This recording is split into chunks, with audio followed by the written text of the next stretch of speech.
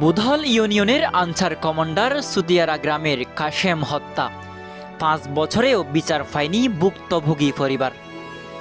ব্রাহ্মণবাড়িয়ার সদর উপজেলার বুদল ইউনিয়নের নন্দনপুর বেসিক শিল্প নগরীতে অবস্থিত আরফিন মেটাল ইন্ডাস্ট্রির সিকিউরিটি ইনচার্জ মোহাম্মদ আবুল কাশেম মিয়াকে দায়িত্বরত অবস্থায় নির্মমভাবে হত্যা করে দুর্বৃত্তরা।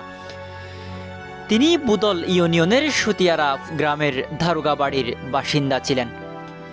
ঘটনার 5 বছর পেরিয়ে গেলেও এখনও এই হত্যাকাণ্ডের কোনো বিচার হয়নি বলে অভিযোগ ভুক্তভোগী পরিবারের দাবি, হত্যাকারীরা এখনও শনাক্ত ও গ্রেফতার না হয়ে প্রকাশ্যে ঘুরে বেড়াচ্ছে, যা তাদের জন্য চরম উদ্বেগ ও নিরাপত্তাহীনতার কারণ হয়ে দাঁড়িয়েছে।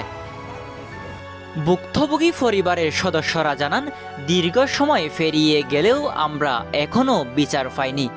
খুনিরা আজও মুক্তভাবে ঘুরে বেড়াচ্ছে। এটা আমাদের জন্য অত্যন্ত কষ্টদায়ক।